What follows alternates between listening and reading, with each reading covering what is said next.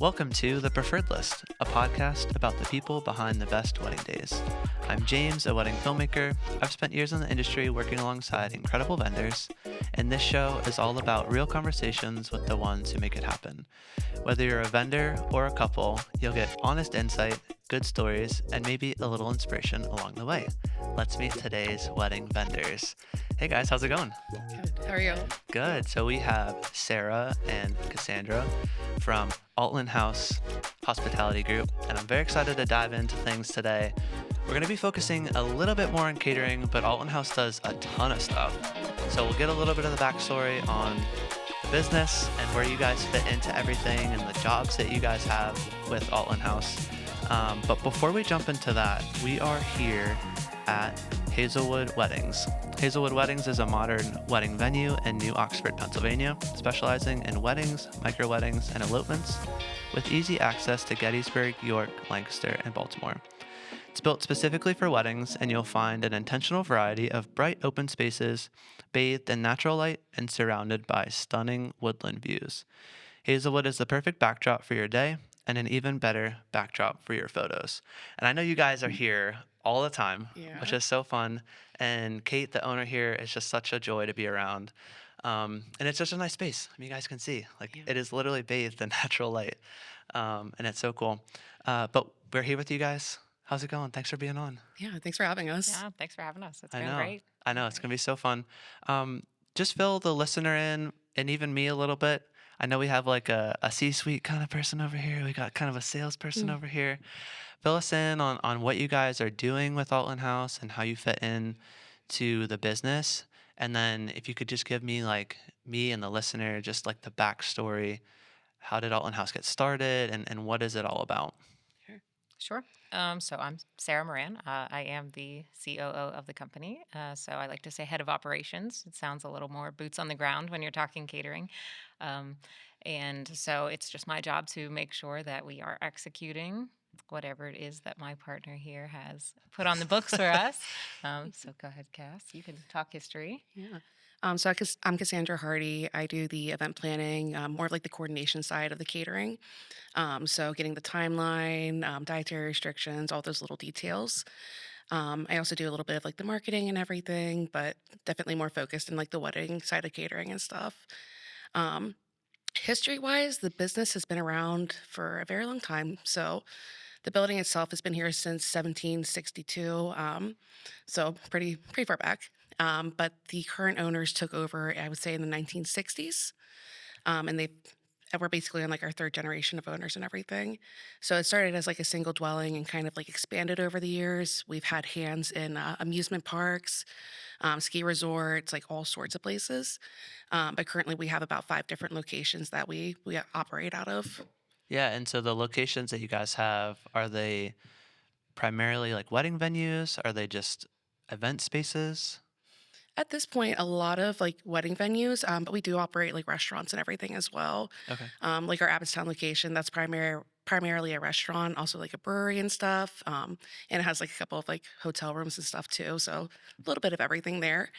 Um, a couple of our other locations are located on like golf courses, and they have like little like turn windows and stuff too. So we definitely have like a little bit of everything that we do. Yeah, and from talking before we started recording, it sounds like hospitality, just in general, is like a huge focus for the business and what you guys do.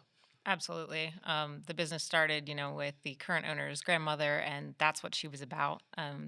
Grandma Betty is as they like to always refer to her, is everything was hospitality. It's just making people feel that feeling warm and making them feel special. So Mhm. that's what we do. Yeah, it's so fun. I just feel like grandmas have a knack for hospitality, just like more specifically, and I love it. Old people are so cute to me, but Mhm. anyways. Oh, she was stern too. Don't get me wrong. I've Okay, heard the okay. stories. No, yeah.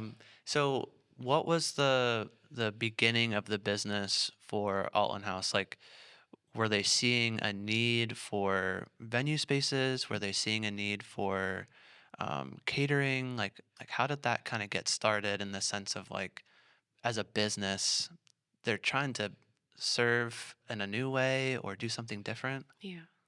I don't know that it was ever about like expanding or doing anything like that. I think it was more about like a passion for the industry itself. Betty was definitely like very, very big on like the hospitality and again taking care of everybody. And then slowly people started coming to her for like weddings and caterings and stuff. And back in like the '60s and stuff, you didn't have a lot of options then. So our company was one of the only high end caterers that you could get around this area.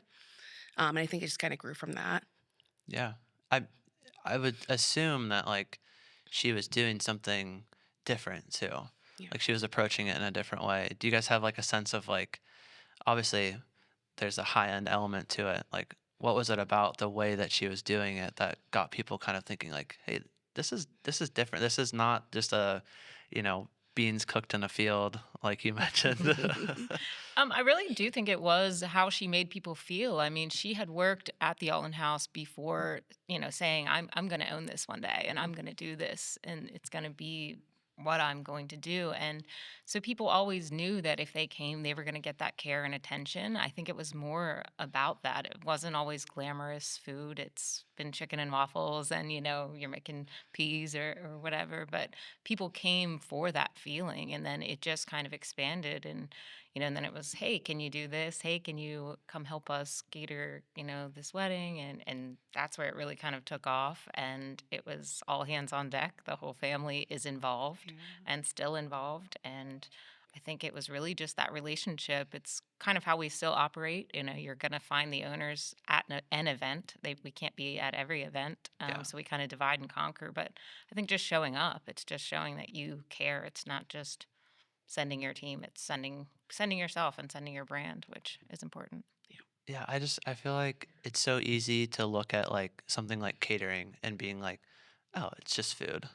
Hmm. It's just, it's like a surface level thing, but it sounds Mhm. like It's far more from than the that. from the beginning, it's like way more than that. So much more. Yeah. A lot of logistics and planning, and definitely a lot that goes into it other than just showing up with some chicken and stuff. Walk me through like there's something about weddings that maybe early on Grandma Betty was like, okay, this I see a need for this, but I would imagine that it was more than just like I see a need. I enjoy doing the weddings. What is it about the wedding side of things for Alton House that's like what is it? Is it special in some way? Is it different in some way that you'd want to continue to do more and more weddings every year?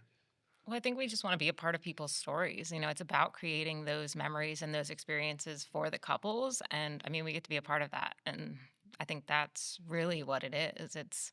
They might not remember that piece of chicken on that day, but they're going to remember if you made them feel special, you made them feel valued, if you made it an easy planning process, so you just become like that part of that core memory. And I think it's just creating those experiences for people. Yeah, 100%. Yeah. I love that. Yeah.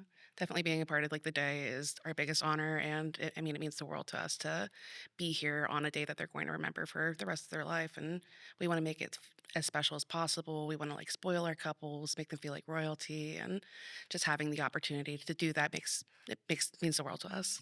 Yeah, so couples are maybe listening and in that planning process, maybe they're trying to find the right caterer, maybe they have their caterer and they're just trying to figure out like what do we have? Like what do we serve? Um, can you like demystify some of that process for them and even just like what works and what doesn't work? And they're trying to figure out like how do we get something that everyone likes for the food that they're gonna serve? Yeah. Well, I always like to remind the couples like it is your day, like so definitely choose the items that you're going to enjoy. There's certain things that I see a lot with like food stations, like couples wanting to have pizza and sliders and this and that. And, sometimes that sounds great in theory, but it doesn't hold up well quality wise. So definitely working with your caterer to find like the specific items that are going to work well and kind of fit your taste. A lot of the menus are customizable, so don't be afraid to ask your caterers like if you're looking at the menus and you don't see something specific that you like, it's worth talking to them and seeing if they can customize the menu for you. Because it might be just as simple as like it's just not in one of the pre-built things, Yeah. but it could be an option that they could add. Oh yeah. Everything's an option. Yeah. Yes. Yeah, so are a lot of the couples that Altland House is working with, do they do sort of a similar style of menu, or is it like different across the board? Depends on the couple, I would say, because each couple obviously has like their own unique like taste and everything. Like I do have people that like doing the stations, and I do have people that like doing more of like a formal sit down dinner, or a buffet and stuff. So it really depends on the couple specifically and the vision that they have for their day.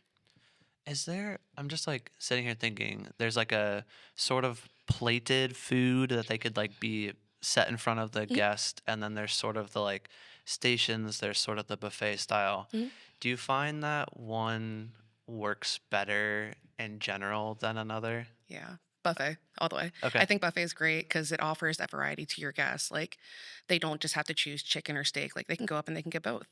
Um, and you also don't have to worry about like them going hungry because they can go up for seconds and gotcha. kind of eat their fill. I also think quality wise, it holds up the best too.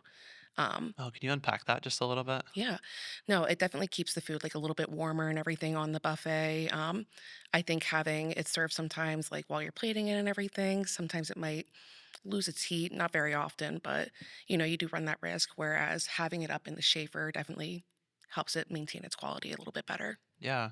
So when you come to a place like Hazelwood, are you cooking all the food here? Are you guys cooking it on location somewhere Yeah. else and then like bringing it over? Like, how does all of that work? So we're about like 5 minutes down the road from Oh, I Hazelwood. love Yeah. that. So for this specific venue, it works out really well. We are able to cook everything at our kitchen, and then they have a staging kitchen back here, so we use that for like plate up and to work out of.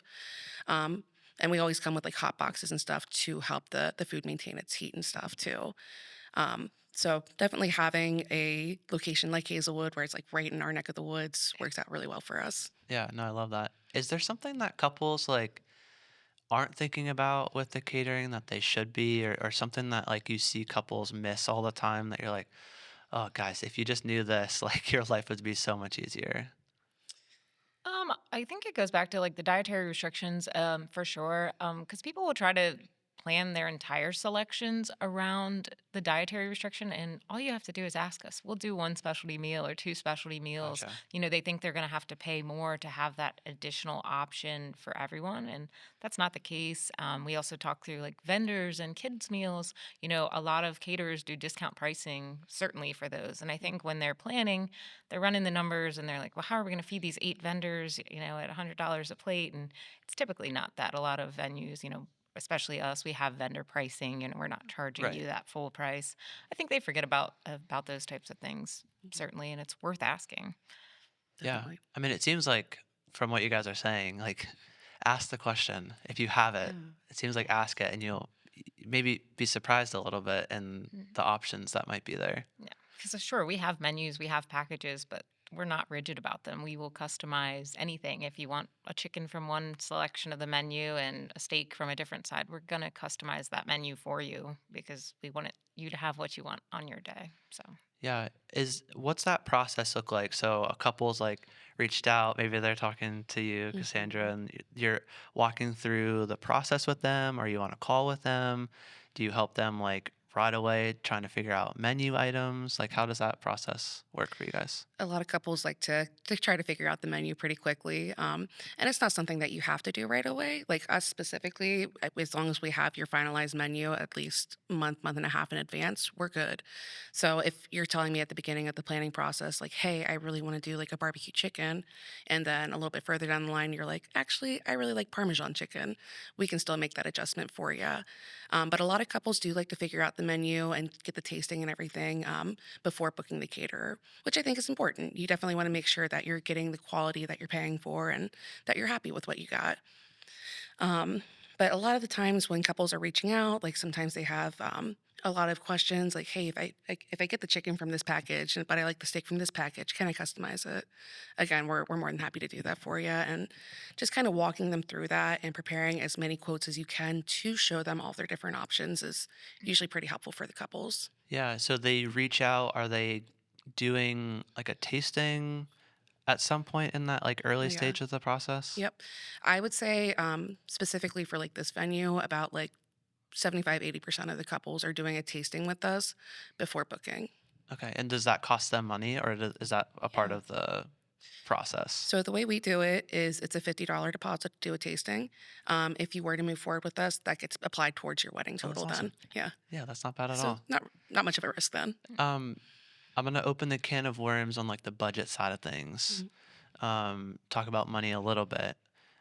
Uh, it's one of those things where it feels like, how do we talk about it? How do we figure out like what works and what doesn't work with the money side of things?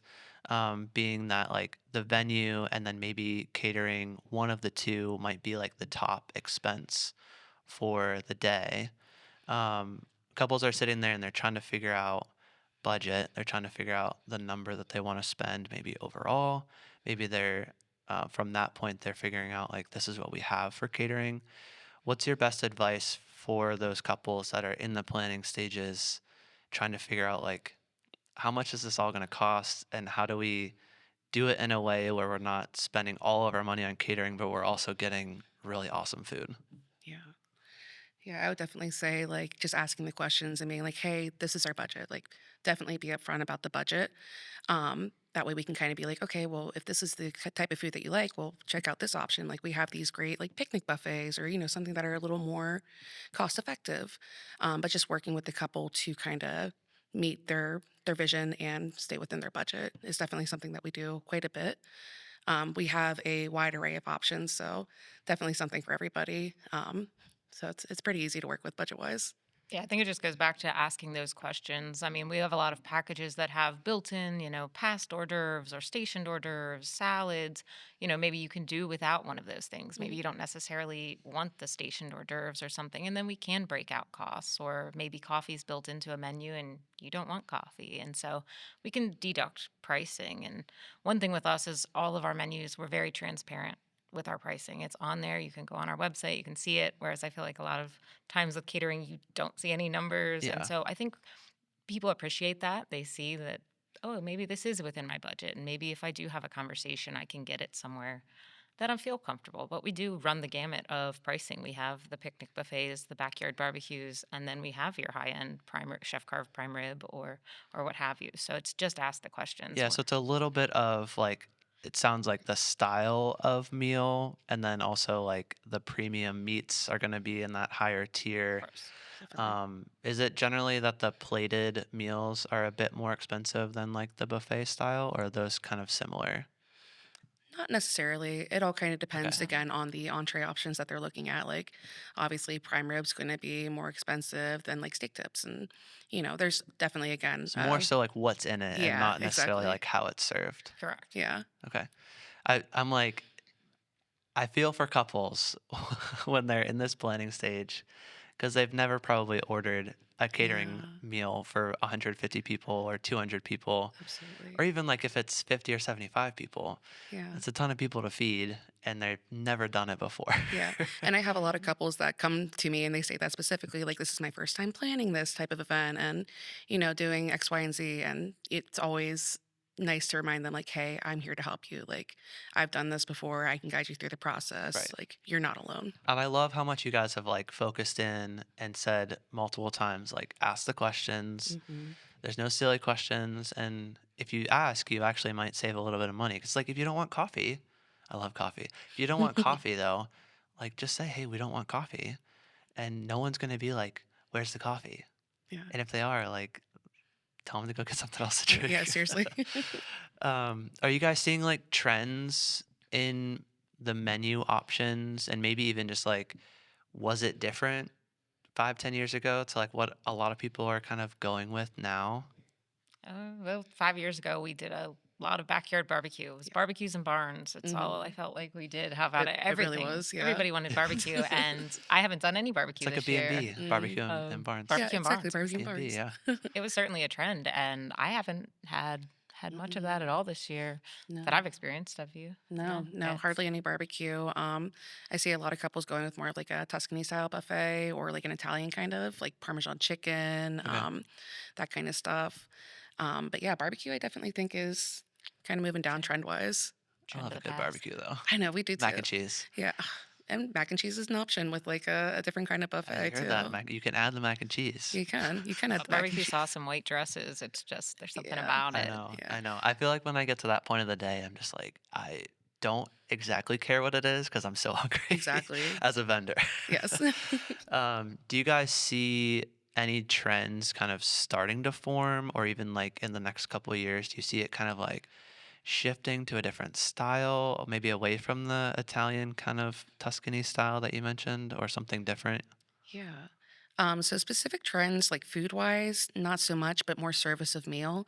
Like I'm seeing a lot more past hors d'oeuvres over like stationed hors d'oeuvres. So our servers coming directly to the guest and offering them like a mini crab cake or Mm, bacon wrapped shrimp or something. Um, that way guests are able to like mingle and go grab a drink and have the food come to them. So that's something definitely something I've seen a lot more of in the recent years. I've also noticed a lot of like welcome beverage stations, which I think are really cool. So you have it like stationed near the ceremony site, like some water, maybe iced tea, lemonade, and your guests are able to go up, grab a refreshment and stuff before they go to like the ceremony, which is great if you have people like driving 3 hours or so to get here. yeah, Um, Also seen a lot of couples having our servers like pass out champagne to their guests as they arrive, which is really nice, I think. So it kind of adds like that like little touch of elegance as the guests are coming into the wedding. And a lot of couples are doing that in lieu of like an actual champagne toast. So they're passing the champagne at the beginning, and then when it comes to the speeches and toast, they're having guests cheers with whatever drinks they have at that point. gotcha. Yeah, that makes sense. Yeah. Are you guys also providing bartenders at most of your events that you guys are catering? Yeah. At Yeah, all of definitely. them, or just some of them? Majority of them, I think Okay. once in a blue moon we don't, but it's very rare. Yeah. How is it to have the team kind of be united as like one team? You have the bartending service and the food service kind of like working together in tandem a little bit. Yeah, it's Oh, that's all nice. the time. Yeah. Yeah. Our Yeah. whole team always is working together, so everyone's helping everyone. And so we're very, very used to that. hmm It's Is there a general like system that you guys have like day of, like, are you setting up at a certain time? Like, how long does it usually take? And like, even just what's that process look like for you guys to be ready at a specific time?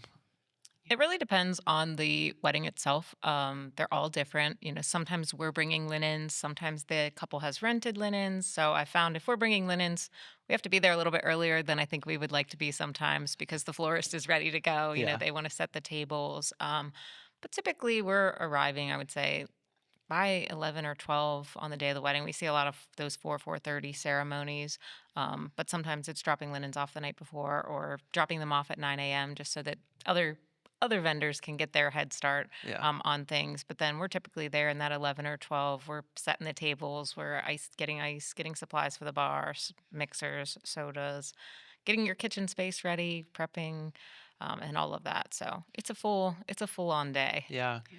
Do you have advice for couples that are trying to figure out like what time do we have dinner? I always love a cocktail hour. I think having a cocktail hour with some hors d'oeuvres is great. And then going into like the dances, entrances, that kind of stuff. So I would say like 6:30ish is usually a nice time, but it all depends on when they're having the ceremony.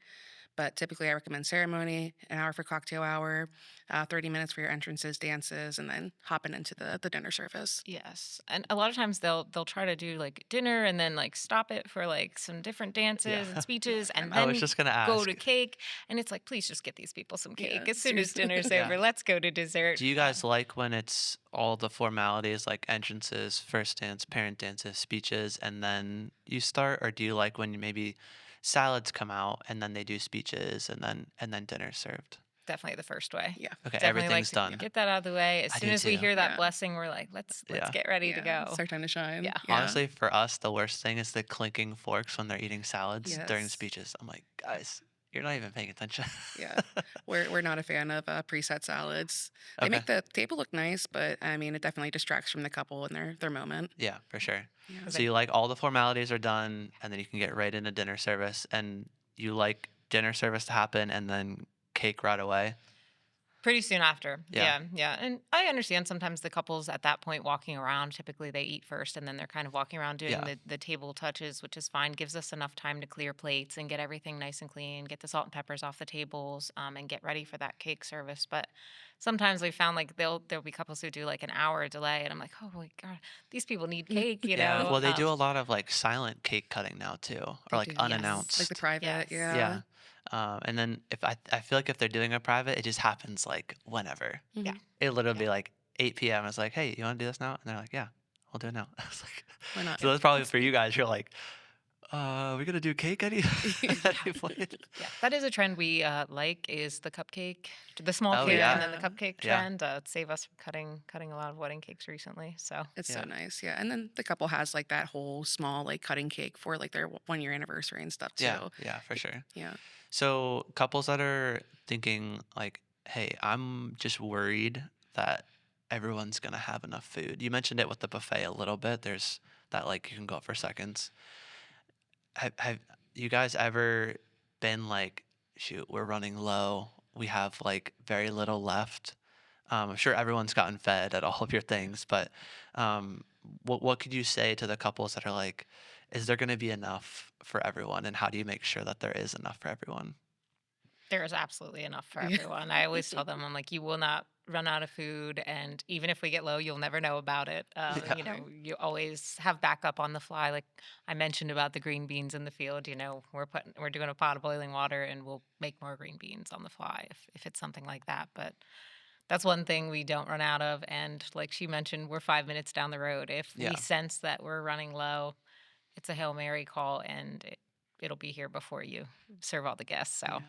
typically though, our chefs are really great. They Yeah. do the math and yeah. it's really is math. It's math. I was asking the question, and I'm like, I'm sure you guys got it, Yeah. Yeah. but I think for couples, there's all these things are like running through their mind. It's like, Mhm. how do we know what to get? How do we know everyone's gonna like it? Is Yeah. there gonna be enough of all the food? And like, how much is it all gonna cost? And they have just like all these things that are just like running through their mind, and that's just for one vendor type. That's just for catering, and they're probably doing the same thing for like every other. Oh, Every definitely. vendor. um, Definitely. do you guys have just like a general tip or advice for couples in that planning stage? It doesn't even need to be like specific to catering, but just like something to help them kind of get through that.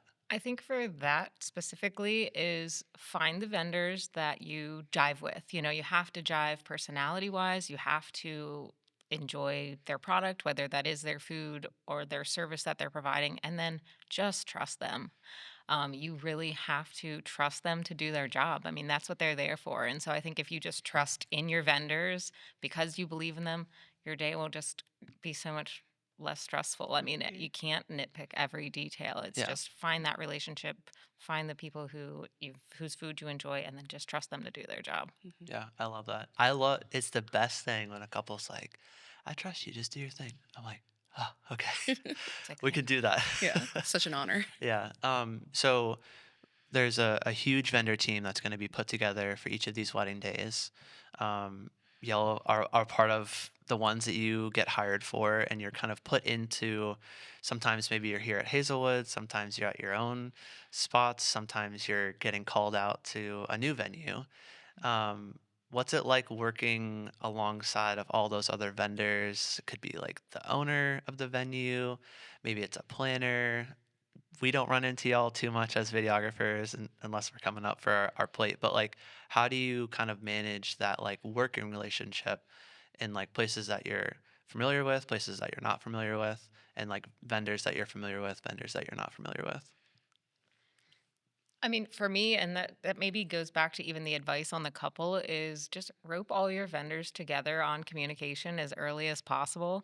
I get surprises sometimes showing up to wedding days, or it's like a vendor I've never even knew was coming, or they show up. Let's blame the florist again. Like I would, and I We're don't just throwing them under know. the Yeah, bus. just throw that under the bus for now. And it's like, oh, that we needed linens at 9, and that was just never Yeah. communicated. So I think it's just, or at least if you're not roping them in, provide that list to everybody so we can, as vendors, reach out to each other. Is there anything you need from me? Is there anything I can provide to you to make your day better, because at the end of the day, it's all about working together. It's making sure everyone's being professional and getting the job done together. But recently, a lot of the vendors that I've worked with, I mean, you just drive. We all are helping each other. Yeah, it's like Everybody collaborative so Mhm. process. collaborative. Yeah. At the end, everyone's great jobbing, each other, and like that's just a good feeling. But I think it's just get everybody in communication as early as possible, because then we can, I don't want to say leave you out of it, but then we Yeah. can make it, we can make sure and hide anything that could go wrong. So I always love when Absolutely. a vendor's like, "You did a great job," and I'm like, "You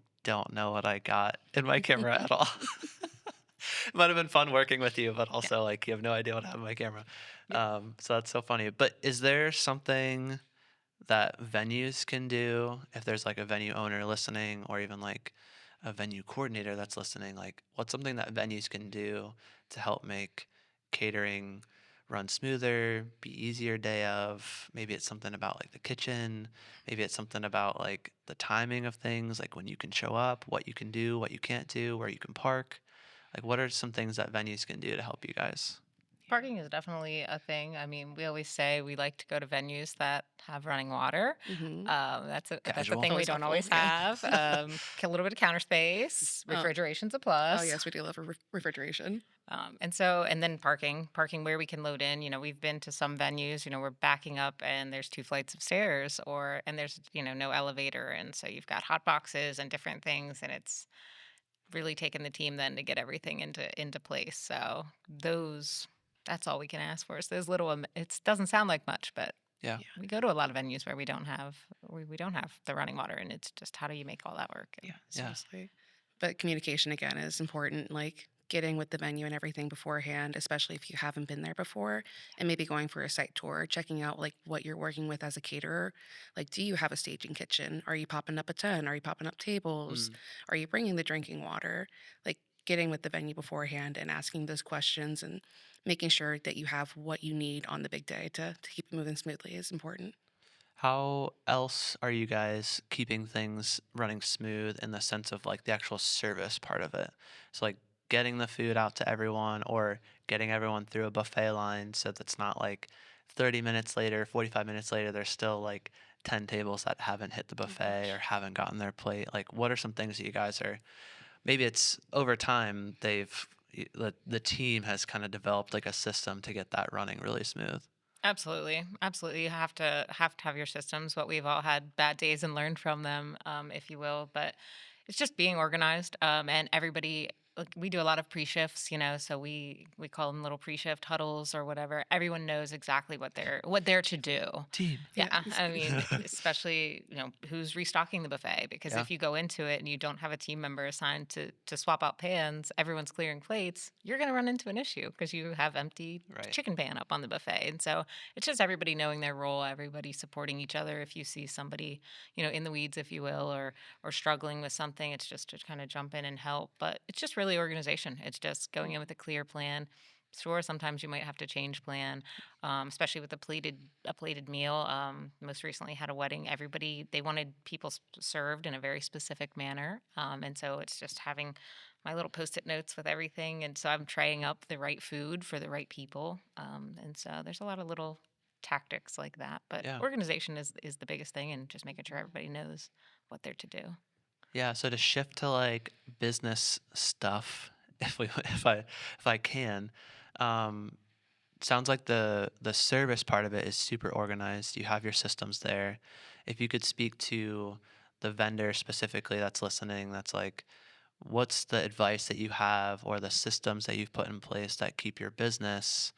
I know you guys have like different jobs in the overall business, but what are some things that you guys are doing or the company is doing to keep things organized, keep things running smoothly? You're not missing communication with a new client or between each other. There's maybe a line of communication that works really well. So we use a lot of catering software to keep us organized. Specifically, we use Cateries, where we store all of our information. It holds all of our client information, everything about the event. There's a section for notes, phone numbers, point of contacts. So that way, our entire team has access to get into there and so we can all stay on top of things. We get our leads through our website. We do have a contact form that goes through our Wix platform. So you can jump on there, leave a name, number. Hey, I'm reaching out about a wedding. And that often goes then to Cassandra for her to reply in the sales realm. But no matter what you're looking for proposal wise, we can get back to you. So we also have the Catering's mobile app where our operations team and myself, we can always say, oh, what events do we have coming up? What I forget which chicken dish is coming up next week, and I can quickly look. I don't have to reach out. And then we also use a lot of collaborative spaces such as Teams. That's how we communicate our team, and have a lot of files just for one wedding. Maybe it's the XYZ wedding this weekend, and everybody can reach out in there and ask questions. And, hey, are they doing a cake cutting? Do I need to bring a cake server? Or did anybody think of this? And it's just good for us to be able to use those systems to keep us organized. It's not always the pen and paper checklists that keep us together as a team. Obviously, email, but we like those collaborative spaces. Those Yeah, it seems like it's a good spot if you have a team to find something where everyone can see everything. Because I could imagine with all the events that you do, if every time you were messaging some other person like, "Hey, what was that meal?" or "What do we need extra this or extra that?" It would probably get so annoying. Yes, and I've been down that road. I've definitely been there, and so that's one thing we've learned over the years is to adapt. Was it something that was developed over time, or was it like you had some sort of system and then it kind of got like digitized a little bit? Like, how did that work? Absolutely developed over time. I always joke that even when I came on, they were still handwriting a lot of things, especially going back to the restaurant world and the hotel world. I mean, everything was handwritten. So just to get into that technology world has been such a blessing. I mean, because before that, it was one person had the information, Yeah, and if that person wasn't there that day, no you one didn't knew. know where it was. Yeah. Where's the key for the third drawer down? We can't find out. Or I could even just see like the person writing it down in a way that makes sense to them, and then you reading it and being like, "What?" Absolutely. And so we've come a long way in that Yeah. sense. No, that's so cool. Well, Sarah, Cassandra, thank you so much for being on. And I know you're representing Altland House today, but it's just been so fun to pick your brains on sales and catering operation and all the stuff today. So, where can people find and follow along with what Altland House is doing? What our website, if you just go to altlandhouse.com, that's the quickest and easiest way to get a hold of us. We have a contact form on there. It also links right to our catering website. If you're looking for catering menus specifically, you can find all of that on there. We also have Instagram, which most of the world does. So Yeah. Altland House is our Instagram handle as well. But that's the quickest and easiest way. We do have the Facebook page as well. But that's where you can see the most of what we do. We post the food pictures on there. Sometimes more restaurant specific, but you can see our catering style on there as well. Yeah, I love that. All that stuff will be linked down in the description below. And I appreciate you guys tuning into this episode. I hope you guys got a ton of helpful tips and, just understanding a little bit more about what goes into like what you guys are doing with Altland House. And I appreciate you guys being on. If you're listening on wherever you listen to podcasts, I would love if you could leave us a review. Just let us know how you're liking the show. And if you're watching on YouTube, what's up? How's it going? If you could subscribe, like, and leave a comment, just letting us know how you like the show. But that's all for this episode, and we'll catch you next time on the Preferred List.